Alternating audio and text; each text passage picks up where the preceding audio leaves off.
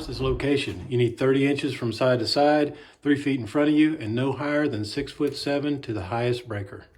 Number 2, your home runs. Label your home runs. It makes it a lot easier. And also make extra holes up top for when you want to add a circuit. Number 3, connectors. Don't put more than 2 12-2s in a 1/2 inch connector. Number 4, this is a sub panel, so you have to isolate the ground from the neutral. So this particular panel has a crossover bar that can be removed.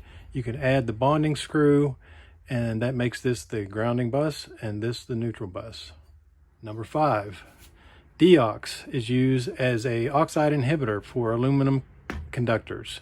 So check with your building department. They may require it. Some of the new alloys don't need it.